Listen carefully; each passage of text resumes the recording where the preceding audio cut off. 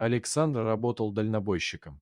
В этот вечер он возвращался домой с дальней поездки, как вдруг посреди дороги выскочил мужчина. «Ты что творишь?» Жить расхотелось, злился водитель. «Простите, ради бога, у меня жена в кустах рожает, помогите, пожалуйста».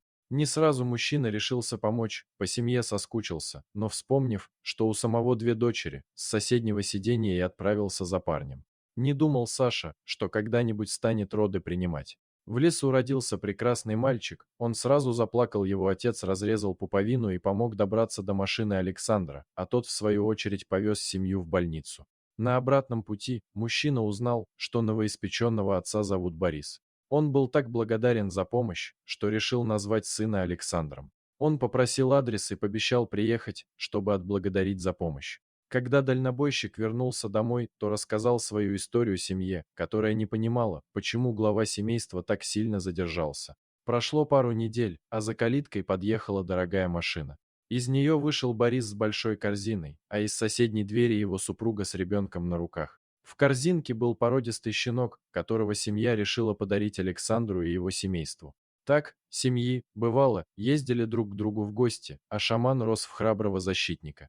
В дальние поездки Александр брал шамана с собой. За 2 года у песика образовалось свое место в кабине и 2 миски для воды и еды, которую хозяин готовил на себя и своего питомца. В этот день Александру предложили очередной заказ, но вещей было настолько много, что часть заняла в кабине. Сначала водитель сопротивлялся, ведь это место шамана, но сумму предложили неплохую, поэтому он решил, что если шаман один раз дома останется, ничего страшного не будет. Когда хозяин уезжал, его питомец сбежал за грузовиком до конца деревни. Но, уже поняв, что хозяин не вернется, шаман отправился на свое любимое место в углу двора.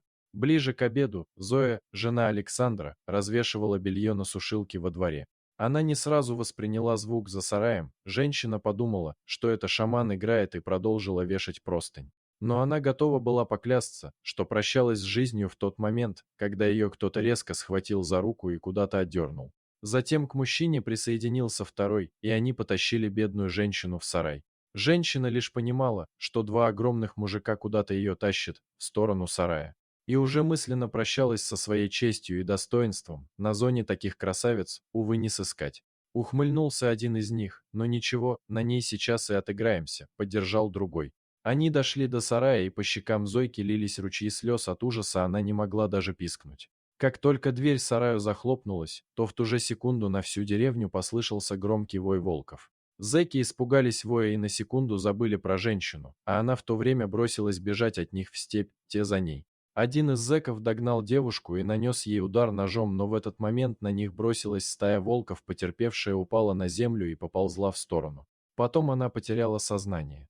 Беспокойство вызывала только глубокая колотая рана от ножа на правом предплечье, но ее уже обработали и зашили. Возможно, в дальнейшем она и будет о себе напоминать, но рука останется рабочей. Скоро потерпевшая должна прийти в себя.